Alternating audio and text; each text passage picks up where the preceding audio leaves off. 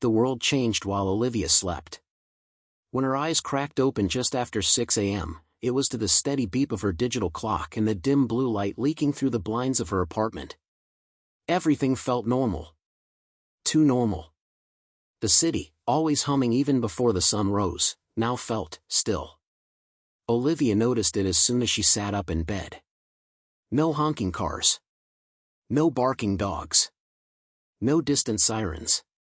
Just silence.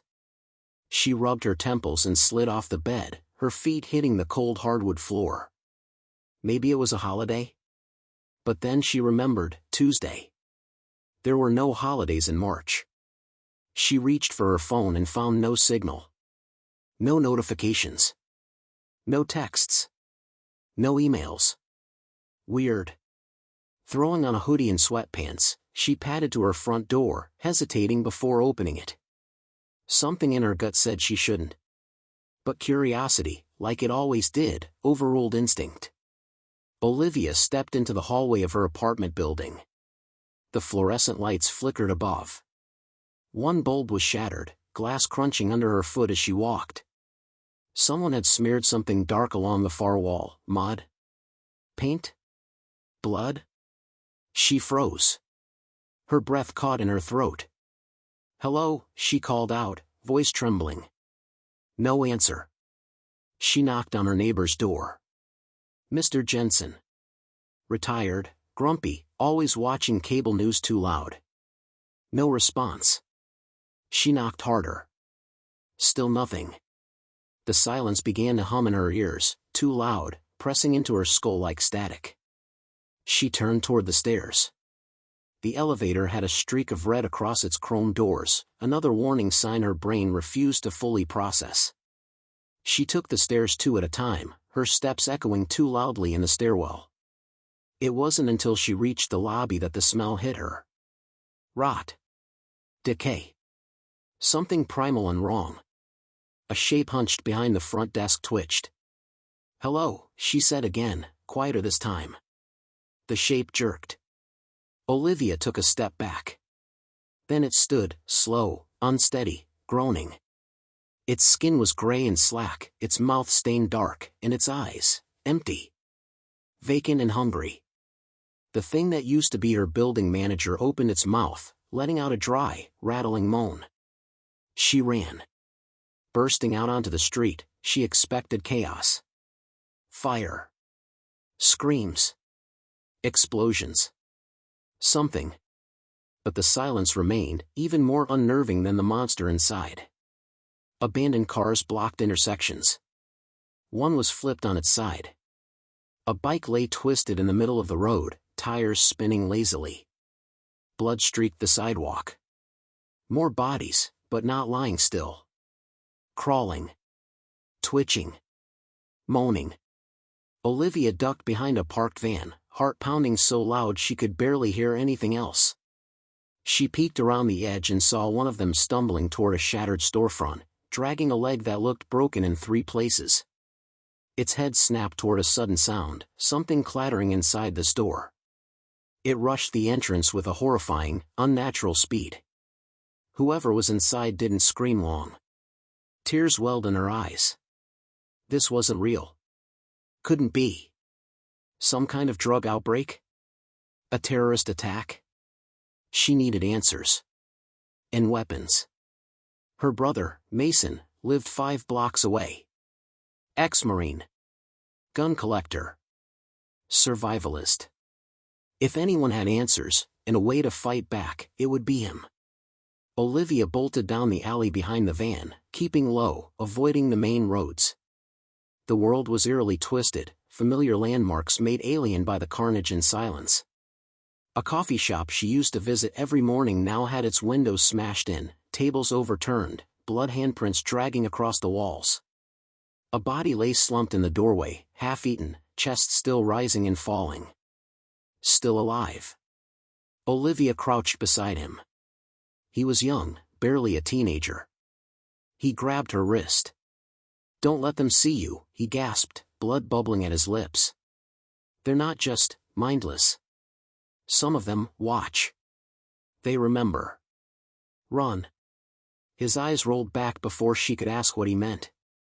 She stood, shaken, and turned to keep running, but something was watching her. She felt it before she saw it. Atop the building across from her, a figure stood in the shadows.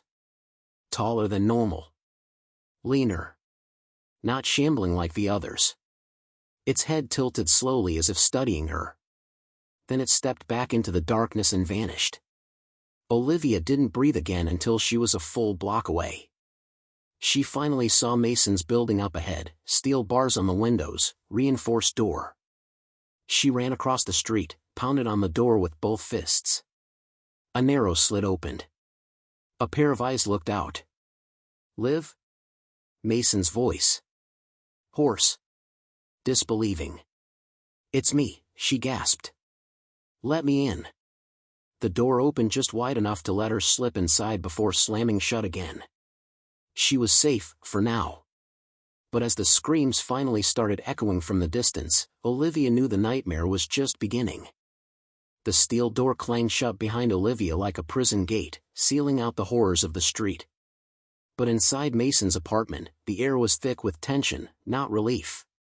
He looked different, leaner, eyes bloodshot, jaw covered in days-old stubble. His hoodie was stained, his hands trembled even as he locked the final bolt. The man who once bragged about surviving anything looked haunted. Olivia tried to catch her breath. What the hell is happening out there? Mason gave her a look, the kind that said I don't have the words. But then he moved into the kitchen, grabbing a half-empty water bottle and handing it to her. "Drink. You look like hell." She gulped it down, wiped her mouth. "People are eating each other. I saw Mr. Holtz, he was Mr. Holtz, but he tried to attack me." "They're not people anymore," Mason said. "Not all of them." Olivia sat down on the edge of the couch, trying to process. "When did this start?" Mason paced like a caged animal. 2 nights ago. I heard something around 2 a.m., sirens, shouting. Thought it was just another fire or robbery. By morning, the streets were empty. Cell towers are dead. No news, no signals, nothing. Like the world just shut down. She swallowed hard. "You haven't left?" "I went out once. To get supplies. Almost didn't make it back." He tapped the side of his head. "They're blind during the day, the regular ones. But some of them, they think. They hunt." A chill spread through Olivia's spine. "I saw one. Watching me. On a rooftop." Mason stopped pacing. "Tall? Skinny? Didn't move like the others?" She nodded. "He went quiet for a beat too long. Those aren't regular infected. I don't know what they are. They're organized. I've seen them directing the others. They don't attack like animals, they wait. They choose." Olivia rubbed her arms. "That boy I found, he said something before he died. Said some of them remember who they were. Said they watch." Mason cursed under his breath. "Then it's worse than I thought." From the back room came the sharp clang of something metal falling. Olivia jumped, heart in her throat. Mason raised a hand. "It's okay," he whispered. "That's Zoe."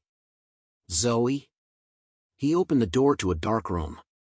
A young girl, maybe 9 or 10, peeked out from behind a stack of blankets. Her wide eyes locked on Olivia. "She's been with me since this started," Mason said. "Found her hiding in a dumpster near the old movie theater. Parents were gone. She doesn't talk much." Olivia knelt, trying to smile. "Hey, Zoe. I'm Olivia." The girl didn't reply, just slipped back into the shadows. Mason closed the door again and leaned on it, the weight of everything pulling his shoulders down. "She's strong. Smarter than most kids I've met.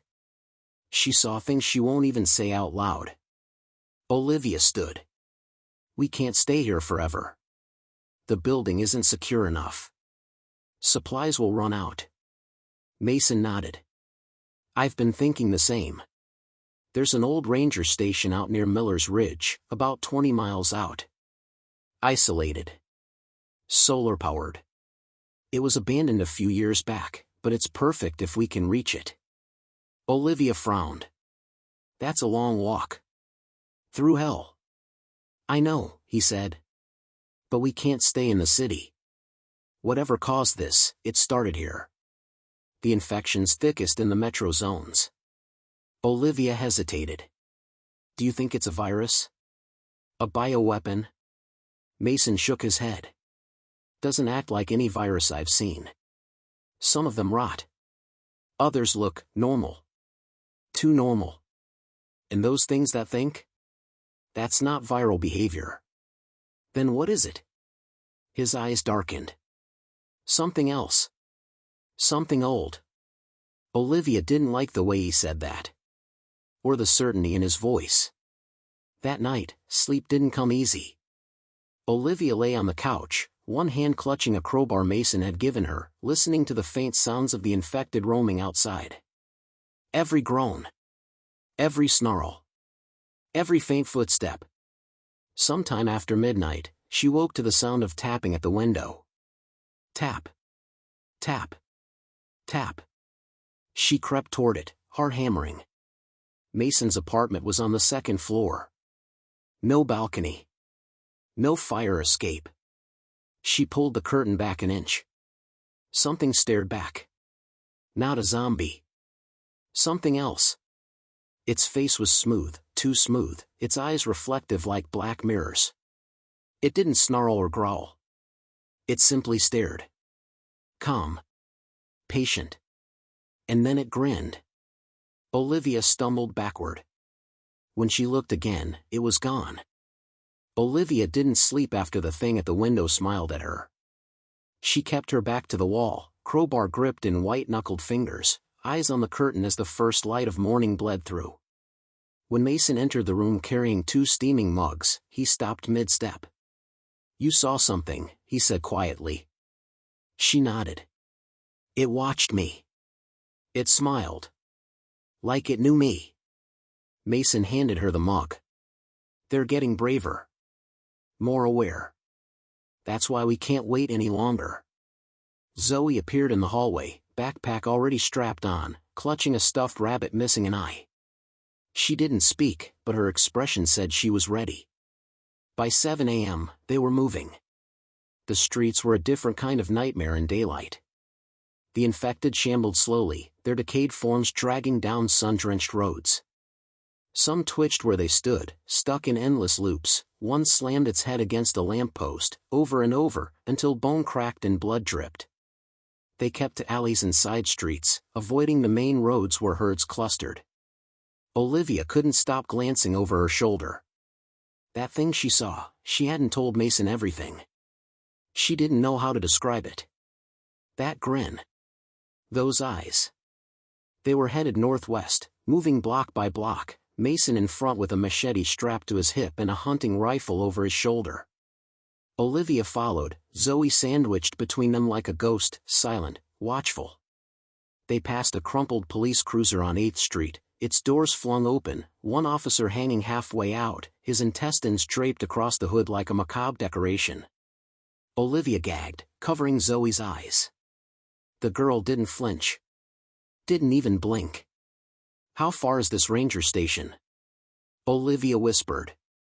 18 miles if we can stick to the side roads, Mason muttered. But there's a checkpoint 5 miles out, used to be military. Could be abandoned. Could be worse. Olivia was about to ask what worse meant when Zoe stopped walking. The girl pointed to a narrow alley between 2 buildings. Something had moved. A shadow. Then another. Mason raised the rifle. They crept forward. Olivia's heart thudded like a war drum in her chest. At the end of the alley was a man. Or what used to be one. He was sitting with his back against the wall, humming, a strange, tuneless melody that made Olivia's skin crawl. His face was clean. Too clean. His eyes were glassy but locked onto them as soon as they stepped closer. Don't run, he said, his voice a rasping whisper. They like it when you run. It makes the game more fun. Mason stepped in front of Zoe. Who are you? The man smiled. His teeth were jagged. We're all just pawns now. Meet in memory. They're choosing who to keep. Who's they? Olivia asked. The man reached into his coat and pulled out a folded map. You're heading west. Good. Less of them that way. But they're spreading. Digging in. Like roots. He held the map out. Mason hesitated, then took it. Thank you, Olivia whispered. The man chuckled. Don't thank me. I didn't survive. I just haven't died yet. Then, without another word, he slumped over. Dead. No moan. No twitch. Just, gone. They left the alley quickly, shaken. Mason scanned the map. This confirms it. There's a bypass through the industrial zone. If we cut through now, we'll be at the checkpoint by sundown. Olivia looked down at Zoe. You okay? Zoe nodded once, then spoke for the first time that day. He wasn't infected. Not yet. But they were inside his head. Her voice was hollow. They didn't speak again until they reached the edge of the industrial sector. Here, the streets were lined with rusted warehouses and shipping containers stacked like tombstones. It was too quiet.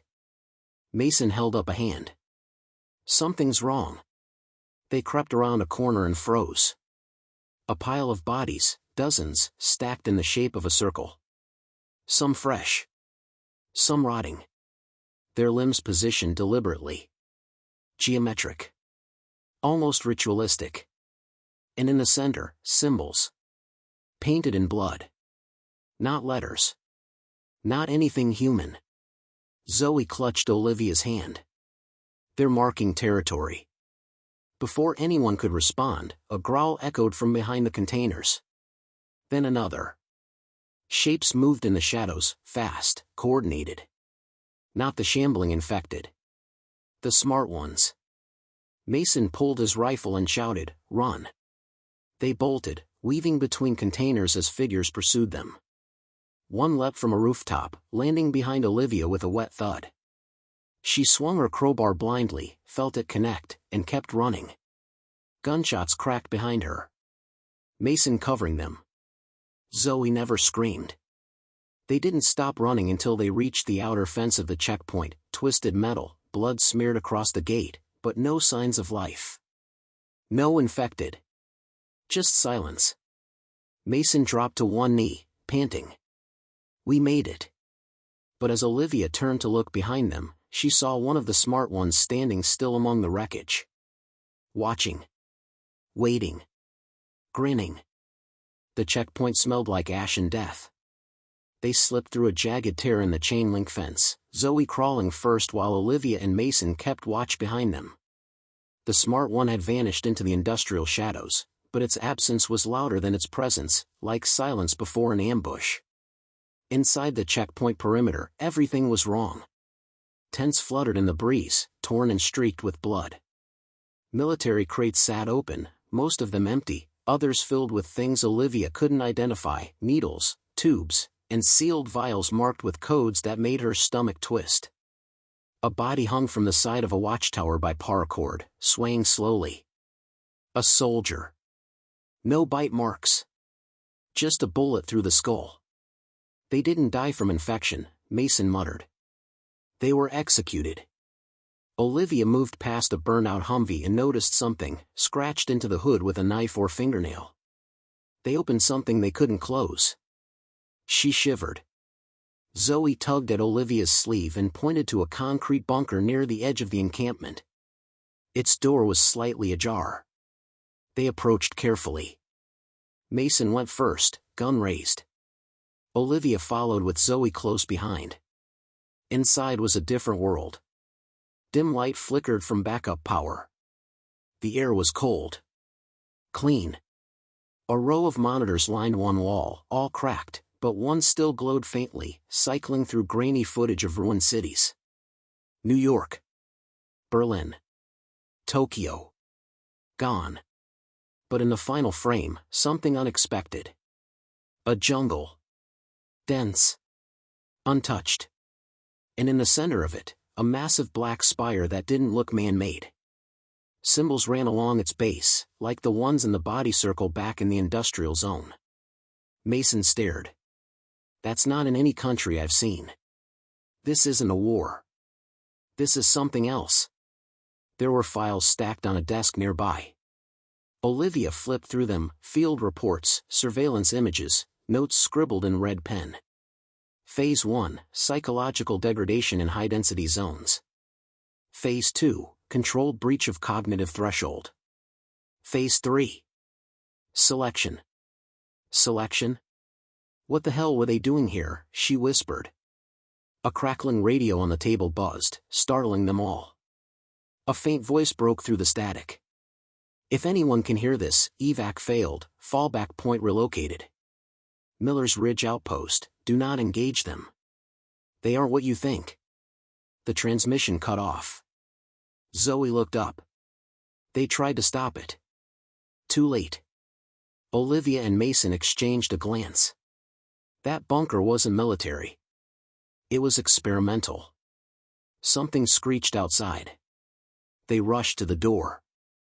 From the ridge, they saw the creatures had returned, 5, maybe 6 of the smart ones.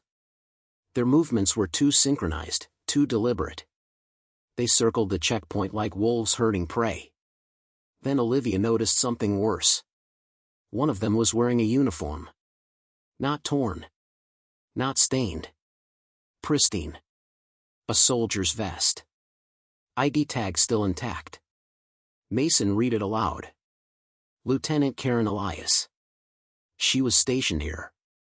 But she's one of them, Olivia whispered. They're converting. Not just killing. The realization hit like a punch to the gut. This wasn't random infection. It was planned. Engineered. They weren't just survivors, they were test subjects. Mason gritted his teeth. We're moving. Now. They sprinted from the bunker, heading for the far side of the checkpoint where a rusted jeep sat tilted on a deflated tire. Mason hotwired it while Olivia loaded Zoe inside. The creatures didn't charge. They just watched. Until one of them raised a hand and pointed. Zoe's breath hitched. They know where we're going. The engine sputtered to life. Olivia didn't ask how Mason still remembered how to drive stick, she just held onto Zoe as the jeep tore through the remains of the checkpoint fence and barreled down the cracked highway leading west. But 20 minutes out, Mason pulled over beside an overturned semi. We're almost out of gas, he said. We won't make it without siphoning some from somewhere. The highway stretched ahead, dotted with ruins and smoldering vehicles. And on the horizon, smoke. Rising from where Miller's Ridge should be. Zoe climbed onto the hood of the jeep, staring. They're already there. Olivia looked back down the road. A shape stood in the distance. Just one. The smart one from earlier. Still following. Still grinning. The closer they got to Miller's Ridge, the more Olivia felt it, a pressure behind her eyes, a hum in her bones. Like the very air was wired wrong. The forest surrounding the ridge should have been peaceful, just pines, mist, and dirt roads, but instead it was still. Too still. No birds. No wind. No life. They'd managed to siphon fuel from an overturned postal truck, just enough to get within walking distance. Now, the jeep sat abandoned a mile back, covered with branches and brush. A last-minute grave if things went bad. Zoe gripped Olivia's hand as they moved uphill, Mason just ahead, rifle raised. The smell hit them first, burned wood, ash, and metallic. Not blood. Worse. When the outpost finally came into view, Olivia stopped walking. It looked untouched. Fenced. Intact. No scorch marks, no overgrowth. Like time skipped this place altogether. A small building stood in the center, floodlights mounted on its roof, a flag swaying half-heartedly from a crooked pole. But the gate was open. Mason motioned for silence. They slipped inside, Zoe silent as a shadow. Olivia's heart hammered as they stepped onto the gravel. A speaker crackled above the doorway. "Welcome, survivors. Please proceed to the main entrance for decontamination." The voice was automated. Calm. Friendly. Too friendly. "That's not creepy at all," Mason muttered. They pushed open the main door. Inside, white walls. Fluorescent lights flickering overhead. No bodies. No signs of a fight. Only cameras. One in every corner. Following them. A second voice, this one human, spoke through the intercom. Male. Steady. Dry. "We've been watching you. You've made it farther than most." Olivia froze. "Who are you?" Silence. "Then, proceed to the central chamber." A door clicked open at the end of the hallway. Zoe whispered, "We shouldn't be here." But they walked in anyway. The central chamber was massive, dozens of monitors, data stations, and a tall glass tank in the center of the room filled with black liquid. Machines pulsed around it like a heartbeat. One monitor switched on, revealing a man's face. Gray hair. Dark eyes. Military jacket. "My name is Dr. Adrian Kessler," the man said. "I was part of Project Ashwake. What you know as an outbreak was an experiment." Mason clenched his fists. "You caused this?" Kessler shook his head. "No. We opened it. The infection, the transformation, it isn't viral. It's cognitive. A parasite of thought. A concept that spreads like a disease." Olivia stared. "A parasite of thought? It infects the mind first. Whispers. Reshapes. Rewrites memory, identity. The body follows. That's why some are slow, some are fast, and some remember." Zoe stepped closer to the tank. Her reflection shimmered on its surface. Kessler's voice dropped. "We found something in the Amazon, an artifact buried beneath a ruined temple. Not man-made. Covered in those same markings you've seen. We activated it. It sent a signal. Not sound. Not light. Pattern. A psychic blueprint. We didn't realize it was calling out." Mason raised his gun toward the monitor. "And now they're here." "They've always been here," Kessler said. "But now they have bodies." The tank behind them began to bubble. Kessler's eyes flicked away. "They found this place. You need to leave. Go further north, there's a fallback site near Black Hollow. Tell them the breach is total. This outpost won't hold." The screen went black. A door behind them slammed shut. Red lights flashed. Outside, howls cut through the forest. Mason grabbed Zoe. "Move. Now." They burst out of the building just as a shape dropped from the trees, one of the smart ones. Olivia didn't think, she swung her crowbar, hitting it across the jaw. Bone cracked. It shrieked and lunged. A gunshot. Mason dropped it. But more were coming. From the woods. From the ridge.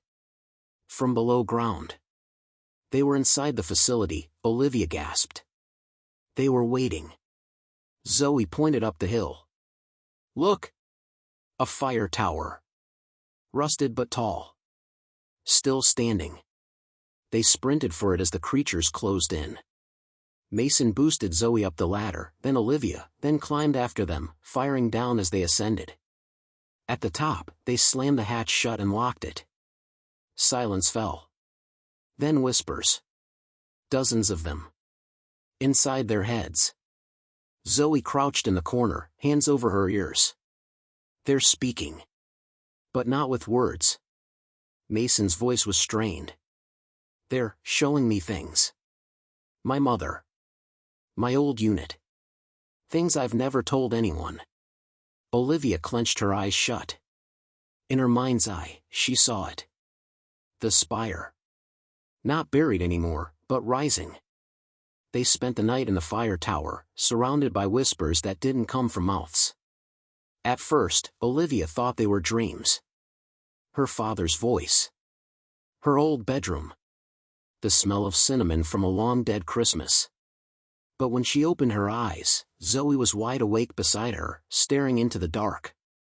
"They're trying to replace your thoughts," the girl whispered. "Piece by piece."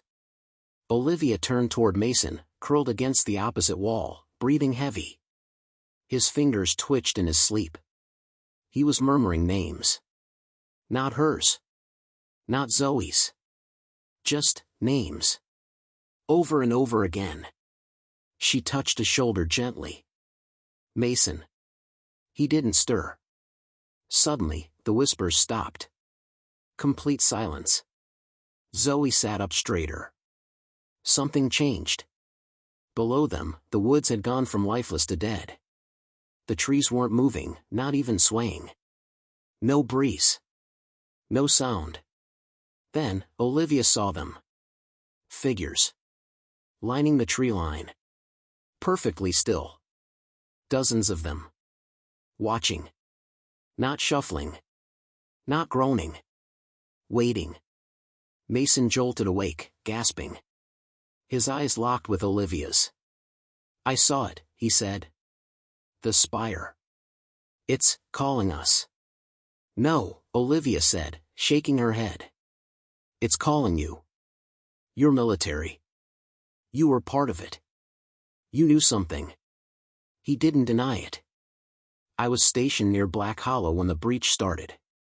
We were told it was a psychological weapon, some kind of foreign tech. We didn't know it was alive. I didn't know what it was."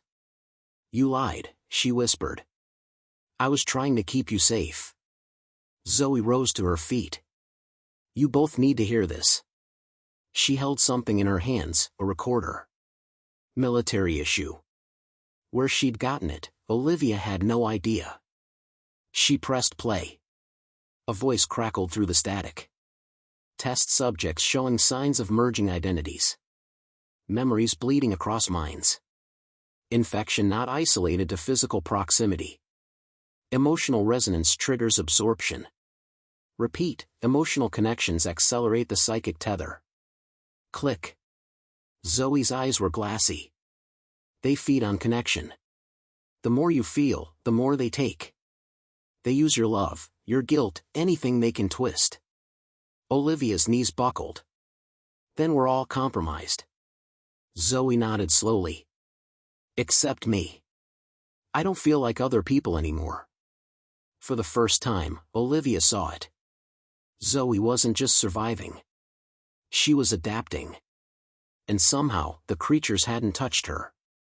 Mason stood, gripping the ladder hatch. "We have to move before they surround the base of the tower. We head north. Tonight." "No," Olivia said. Mason turned. "What?" "They're hurting us. Just like they did at the checkpoint. Every move we've made, they've allowed. We're not running from something, we're being led to it." Mason cursed under his breath. "They want us at the spire," she said. "So we end it before we get there." Zoe stepped forward. "There's a place near Black Hollow. A secondary outpost. Underground. I saw it in my dreams. I think it's real." "You think?" Mason snapped. "She's never been wrong," Olivia said. "Not once." Mason clenched his jaw. "We go at first light." They descended the fire tower just before dawn, careful, deliberate. The woods were empty again, but the sense of being watched clung to Olivia's skin like frost. As they moved deeper into the forest, Zoe led. And the path opened for her. Trees shifted. Shadows bent. Olivia saw it, but didn't speak. The forest responded to the girl like she belonged. After an hour of walking, they found it. A clearing. Stone stairs, half buried in moss, led underground into darkness. A metal hatch marked with faded letters. Project Echo. Zoe pressed her hand to it. It opened. Inside was cold concrete, humming lights, a long corridor that smelled of sterile death. Everything inside was intact. Computers. Bunkers. Emergency supplies. In a large chamber at the far end filled with equipment none of them recognized, machines built to measure thought. Record dreams. Map minds. This wasn't a lab. It was a weapon. Olivia stepped inside. Suddenly, she dropped to her knees, gasping. Her mind flooded, not with memories, but others. A child crying in a hospital bed. A woman losing her wedding ring. A soldier bleeding out in the snow. Emotions, pure and raw, poured into her from nowhere. And through it all, the spire. Towering. Watching. Waiting. She screamed. Zoe grabbed her. You have to fight it. Olivia blinked, tears streaming. They're inside me. They want to rewrite you. But there's still time. Mason found a panel. A hardwired system connected to satellite relays. With a bit of rewiring, he could send a signal, scramble the psychic pattern, create interference. Buy them time. Maybe stop it. But someone had to stay. The moment hung between them. Mason placed a hand on Olivia's shoulder. I started this. I finish it. She shook her head. You don't owe the world that. No, he said. But I owe you. Zoe looked away. We don't have much time. Outside, the earth trembled. They were coming. Mason's fingers flew over the panel, his eyes locked on the screen, while Olivia tried to push the gnawing sense of dread away. She needed to stay focused. They needed to act fast. The ground outside rumbled again, louder this time. Almost there, Mason muttered, sweat dripping down his forehead as he pulled wires loose from the console. I can scramble the signals from the spire. Disrupt their connection to the psychic grid. Do it, Olivia snapped. She could feel it in her bones, the presence, the weight of the spire's pull growing stronger with every passing second. Zoe, silent as always, stood by the door, eyes narrowed, watching the shadows. Her fingers twitched, like she was sensing something Olivia couldn't. And then she spoke, her voice low and hollow. It's not the spire they want. It's us. Olivia looked at Zoe, confusion mixing with the cold dread in her chest. What do you mean? They wanted us from the beginning, Zoe said softly, her eyes flickering with something Olivia couldn't understand. You and Mason. They're using me. I'm the key. Mason turned sharply, but Zoe didn't flinch. Her expression was unreadable, like she had known this truth for longer than any of them. The key? Olivia echoed, her voice a whisper of disbelief. Zoe stepped forward, her gaze shifting away from Olivia. I wasn't born human. Not really. I wasn't infected, but I was chosen. Chosen by them. Mason stood frozen, eyes wide. Chosen for what? Zoe shook her head, her hands clenching into fists. To be the bridge. They needed someone to connect to you, Olivia. To break the chains. And Mason, they needed your knowledge, your memories. The ones you're still holding back. Olivia's heart raced. The weight of Zoe's words crushed down on her. What are you talking about? Zoe's eyes softened. The artifacts. The spire. They were never meant to take us over. Not entirely. They needed us to break free. To give them what they needed. And that's where I come in. Mason stepped toward her, his voice thick with anger and disbelief. You lied to us. Zoe didn't respond. She just stared at him, her face unreadable. The silence stretched, heavy with the knowledge that everything they had fought for was based on a lie. Olivia took a step back. But, why didn't you tell us? Zoe met her gaze. I couldn't. Because if I told you, I wouldn't be able to stop it. I didn't know how long I could hold on. Mason's voice dropped to a low growl. You're telling me this thing was using you the whole time? It's more than just a thing, Zoe said, her voice trembling. It's ancient. It's not just a virus or a parasite. It's an intelligence, something older than humanity, something that exists in thoughts and dreams. It's been feeding off us, using us to free itself. The room seemed to close in on Olivia as the reality of Zoe's words hit her like a tidal wave. The creature they had been running from, the thing that had stalked them since the beginning, it wasn't just a monster. It was something much worse. Something that fed on memory, on connection. It's in us, Zoe whispered. It's been in us since the beginning. Olivia's mind reeled. The memories she'd buried. The things that had felt so wrong about this entire situation. The infected, the smart ones, Mason's haunted look, none of it was random. It was part of the plan. No, Olivia whispered, shaking her head. I can't. Mason grabbed her arm. We don't have time for this. You're stronger than this, Olivia. We've all been caught in their trap, but we can break free. We have to. Zoe turned to him, her face unreadable. It's already begun. The connection. We don't have long. The ground shook again, harder this time. The rumbling was deafening. The tower's lights flickered, casting the room in erratic shadows. Zoe's face twisted in pain, her hands trembling. It's taking me. Olivia's heart skipped. What?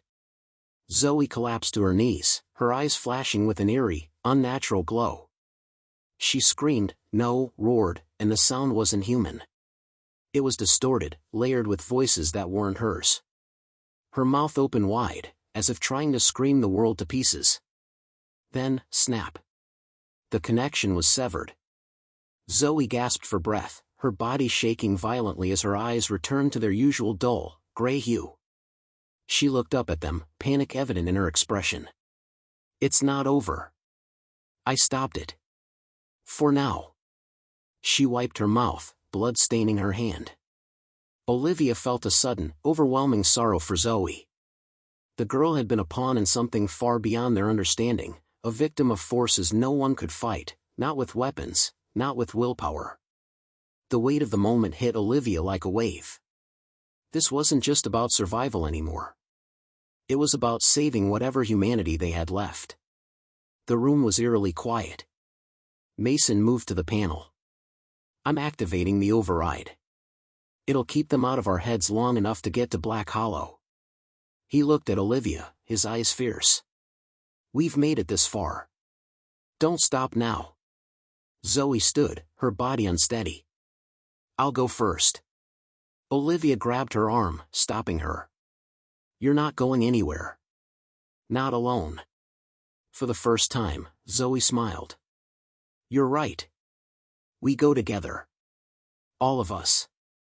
Olivia turned toward Mason. We finish this. Mason nodded, fingers poised over the console. We end it. Together. Outside, the wind howled, a storm was coming, and with it, the endgame. The corridor to Black Hollow stretched before them, long and dark, as if the earth itself were swallowing them whole. The only light came from the faint glow of the panel Mason had activated, the emergency red lights casting everything in sharp shadows. Zoe's face was pale, her every movement still tinged with the aftermath of the psychic backlash. It wasn't just physical exhaustion, it was something deeper, something Olivia couldn't fully understand. Zoe had borne the brunt of the connection, and it was clear that the girl's strength was fading. But they had no choice. Mason had the override in place. The scrambling signal from the tower would delay the spire's hold on them, but they had hours at most before the psychic grip would tighten again. They needed to get to Black Hollow. They needed to stop the spire. Olivia's hand trembled as she gripped her crowbar, the only weapon she had left. The sounds of the forest, the creaking of trees, the distant howls of the infected, they all felt like an ominous prelude to something far worse. Stay close, Mason whispered, his voice a low growl. We're not out of this yet. Zoe didn't speak, but her eyes were sharp. She moved ahead of them, as if she could feel the pull of whatever was waiting at the end of this nightmare. Olivia followed, and Mason brought up the rear, rifle raised, eyes scanning every shadow. As they neared the heart of Black Hollow, the air grew thick, suffocating. A chill seemed to settle in Olivia's bones, and the ground beneath them felt wrong. The forest had quieted to a maddening stillness. Then they saw it. At the edge of the clearing, half hidden by twisted trees, the spire rose, a jagged, blackened structure of stone and metal, standing as if it had been there for millennia. The surface shimmered with an unnatural glow, as if the very air around it was alive with thought. A pulsating, rhythmic thrum echoed from within it, deep and haunting. This was the source. "This is it," Olivia said, barely above a whisper. "We have to stop it." Mason nodded, his expression hard, determined. But Olivia saw the doubt in his eyes. The spire wasn't just a weapon, it was alive. They didn't even understand what it was, what it wanted. And Zoe was still trembling, her hands clutching at her head as if trying to shut out the whispers that had already begun again. The connection was coming back. Olivia grabbed Zoe's arm. "We're almost there. Focus. Just a little longer." Zoe's lips trembled as she looked back at Olivia. I'm not sure I can hold it off much longer." Before Olivia could respond, the ground beneath their feet shifted. A low rumble vibrated the earth. "They're here," Mason said through clenched teeth. His eyes were scanning the trees, the shadows, the darkening sky. Then, from the woods, they came. Not the slow, staggering infected that had hounded them before. These were different. Faster. Smarter. More coordinated. Like shadows, they flowed toward the spire, silent and terrifying. And they weren't alone. At the base of the spire, something moved, something bigger than all of them, towering over the others. Its form flickered in and out of visibility, like an apparition made of nightmares. A creature of thought and shadow. The heart. Olivia felt her breath catch in her throat. This wasn't just a monster. It was the thing that had been feeding on them all along, the true source of the parasite. The whispers became deafening, a chorus of voices in her head. Memories, wrong ones. Faces that weren't hers. Painful, crushing emotions. Olivia dropped to her knees, clutching her head. "Mason," she screamed. "It's in my head." He rushed to her, but before he could reach her, Zoe stepped forward, her voice steady, though she was barely holding it together. "I'll do it." "What?" Olivia gasped, shaking her head. "No. I have to," Zoe said. "The spire needs me. I'm its key." "No," Olivia pleaded. "You don't have to do this." But Zoe's expression was resolute. "I was always meant to do this. I can't run anymore. We have to stop it, Olivia. All of us." And just like that, Zoe walked toward the spire, her hand outstretched, as if accepting her place in this nightmarish dance. The heart saw her. The moment Zoe's fingers brushed the blackened surface, the spire shuddered. The ground trembled.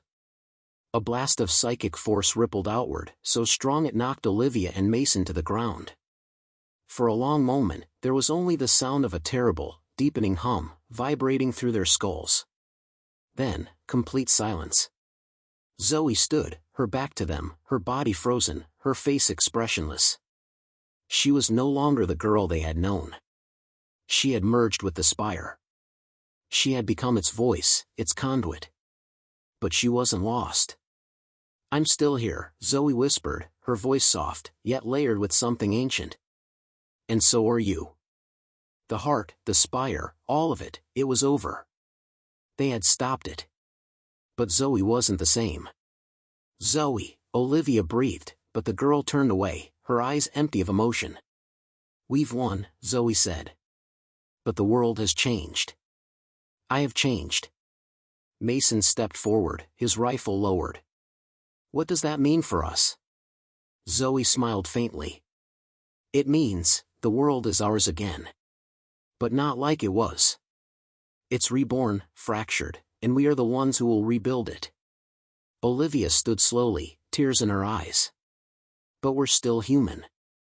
Zoe met her gaze, her eyes softening just a fraction. We are.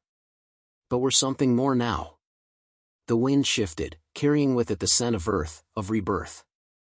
They weren't alone anymore. The infected were gone, wiped away by the very force they had tried to control. The spire no longer hummed, no longer pulsed. But in the distance, the sun began to rise. And with it, their new world.